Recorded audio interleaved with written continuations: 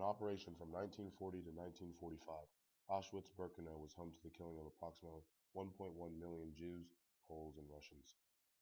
Following their arrival at the camp, the prisoners of Auschwitz were systematically tortured, abused, and eventually killed. While the trials and tribulations of male prisoners are known to many, due in large part to memoirs like Elie Wiesel's Night, the experiences of women in Auschwitz were in many cases far different from their male counterparts. In an attempt to strip women of both their humanity and their femininity, sexual abuse and gender-based exploitation by the Nazi captors ran rampant. While this humiliation and abuse broke countless women, some women were able to use gender and sexuality as a means to subvert Nazi authority and survive the Holocaust. Historian Namashik argues that the sexual abuse by the SS and by prisoners in positions of authority took place when prisoners first entered the camp. Indeed, men and women alike faced inspection and selection upon arrival at Auschwitz. Here, prisoners were forced to strip naked in front of Nazi guards and were shaved of their head and body hair. While this was undoubtedly a humiliating experience for men, it was an experience of desexualization and sexual abuse for women. Stripping down in front of male guards, women stood naked and shivering, while the guards verbally abused the prisoners, making fun of their bodies and breasts, while some began touching their private parts. The first room into which we stepped, notes Gisela Perl, was filled with young SS men. Their eyes shone with expectation, their ape-like movements betrayed an unhealthy, abnormal sexual excitement. From here, the women were shaved head to toe, stripping away what little dignity and beauty they might have still felt. This sexual abuse was twofold. While most women were shaved, some women, such as Olga Lengyel, were selected to step out of line and keep their hair at the request of the guards.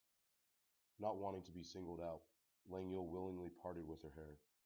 Although she was punished for doing so, she likely saved herself from having to work within the camp's brothel, another tool of Nazi sexual abuse within Auschwitz. This sauna, as many have come to call it, was merely the beginning of the abuse they would face. Once inside the camp, men and women alike struggled to find food to stay alive. Many experienced prisoners, often in positions of power within the camp, were able to use excess food as a means of sexually exploiting women. Sex in exchange for food became common, and was in many cases the difference between life and death. Thus, women were often trading sexual dignity for a chance at survival. Gisela Perl describes the process, quote, "Openly, shamelessly, the dirty, diseased bodies clung together, and the piece of bread wandered from the pocket of the man into the greedy hands of the woman." The selection of sexual partners, in and of itself, was another form of sexual abuse. The men often preferred more full-figured women. The basis of selection was purely physical, reducing all women, not just those who were selected, to sexual objects. The ramifications for such exchanges were substantial. To the guards and male prisoners, Namashik argues, a female inmate ceased to be a human woman and became a wide-open physical sight that possessed the external signs of female sexuality, but contained no humanity. Many women, often after their liberation, were guilt-ridden from accusations that they had sold their bodies to survive, while so many others died. The link between maternity and femininity is one of the first links the Nazis sought to sever. With many women being separated from their children upon arrival, the loss of the feeling of motherhood had a major impact on the woman's ability to connect with femininity, especially after having their heads shaven and clothing removed. The complications many women experienced with menstruation further severed this link, as the emotional and physical stress they were experiencing caused many women to cease menstruation. One survivor noted that, due to her lack of menstruation, she, quote, "doesn't feel like a woman anymore. One already belongs to the old ones." Even the women capable of menstruating were humiliated, as they had no way of properly cleaning themselves. On top of all this, Nazi medical experiments on women had devastating impacts on a woman's menstruation and childbearing capabilities. While most cases of sexual abuse were performed by men, there were female capos who participated as well. Perhaps no female guard better embodied such practices as Irma Grisi. Known for both her cruelty and good looks, Olga Lengyel referred to Grisi as the angel of death. While the prisoners were stripped of their hair, clothing, or other sources of beauty, Lengyel frequently refers to the beauty that Grisi herself worked so hard to attain. One of Lengyel's most vivid memories of Grisi's cruelty was the guard summoning of a handsome Georgian man to her office.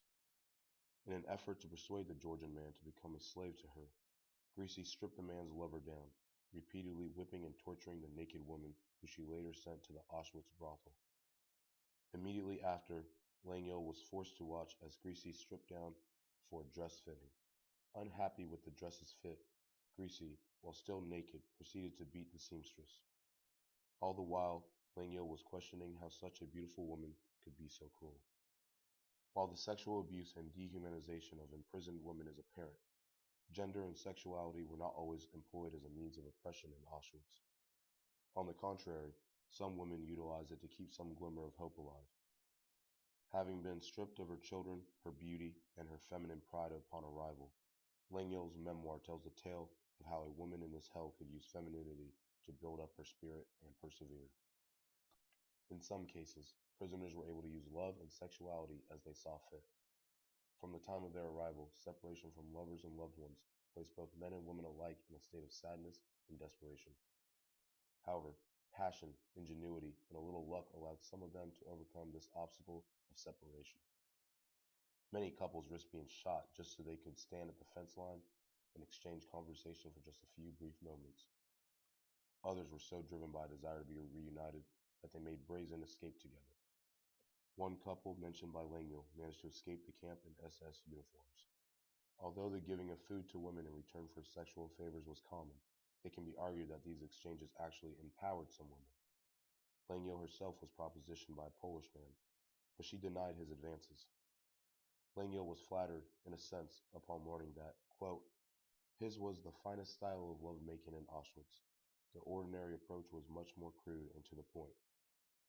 Thus, by denying sexual advances, women were able to maintain control over their dignity and sexuality. In other instances, women flaunted their bodies in order to win the favor of men with food.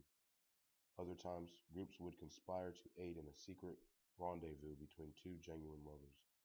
In either case, women were able to use their femininity and sexuality, both of which the Nazis had sought to strip them of, to make themselves happier and to place themselves in positions of power while subverting Nazi authority. Even the beautiful Irma Greasy was used by Langille to bolster her own spirit. While Greasy is lashing out at the dressmaker, Langille makes note of the beauty of Greasy's naked body. However, Langille notes that Greasy had heavy, thick legs.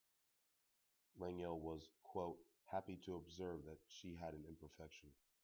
By leveling the playing field, Langille appears to be using her own femininity as a means of sustaining her spirits. Ultimately, it is hard to deny the effectiveness with which the Nazis were able to use gender and sexuality to degrade imprisoned women. Ultimately, it is hard to deny the effectiveness with which the Nazis were able to use gender and sexuality to degrade imprisoned women.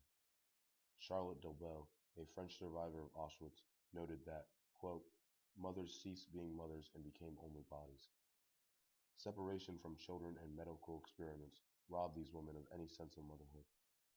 Furthermore, the exploitation of female sexuality within the camp reduced many women to feel as though they were nothing more than sexual objects. While this may be true, it is important to remember that there were exceptions. By taking their minds and bodies under their own control, some women imprisoned in Auschwitz-Birkenau were able to use femininity, love, and sexuality as means of resisting Nazi torment while promoting humanity and human interest.